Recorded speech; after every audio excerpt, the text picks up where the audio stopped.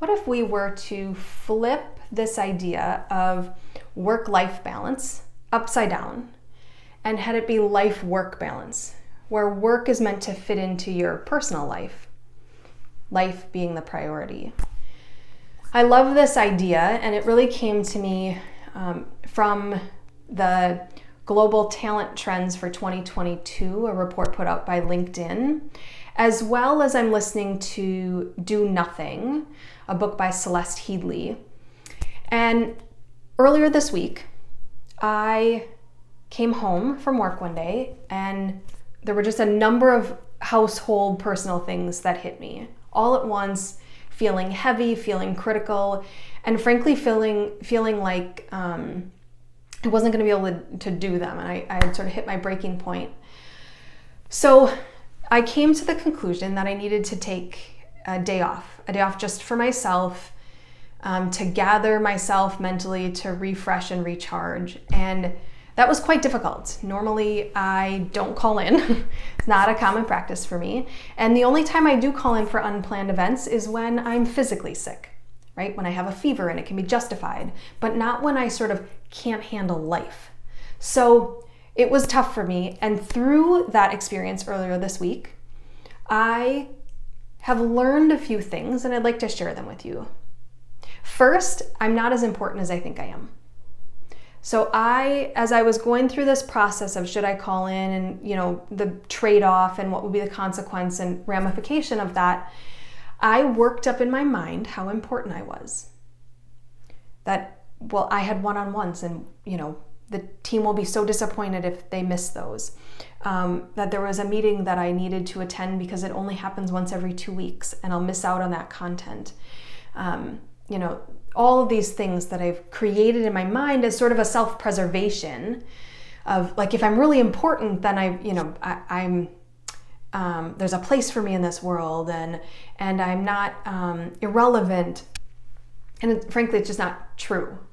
Not saying I'm not important, but I am saying that the ecosystem around me is going to be just fine. My team is going to be fine. Frankly, they were so fine that when I sent the message to them that I was going to be out for the day, the first response I got back was, "Thanks for letting us know. What can we do to support you?"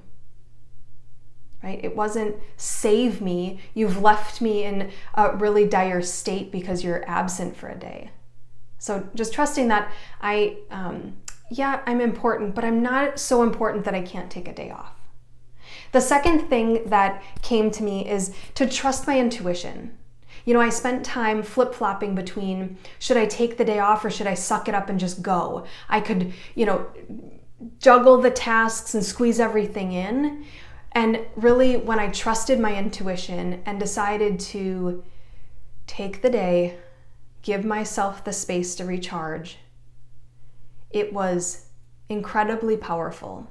One, it was a reminder that I can take the time and everything will be okay.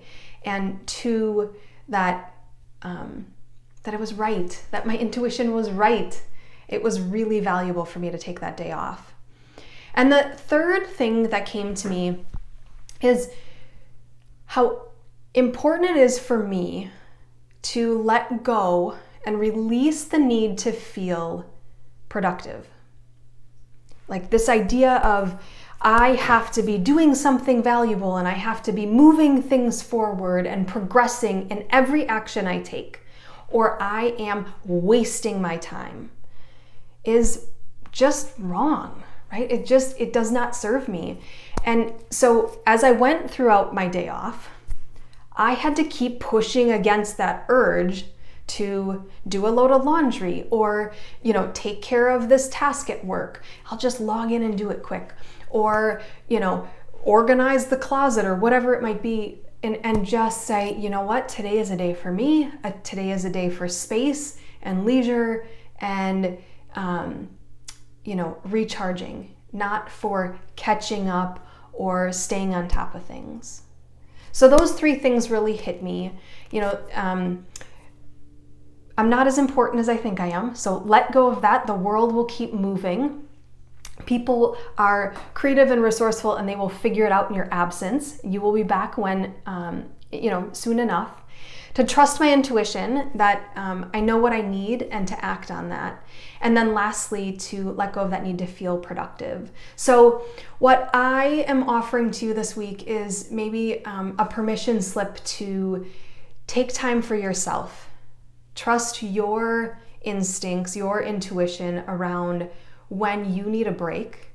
Take that break, take it for yourself.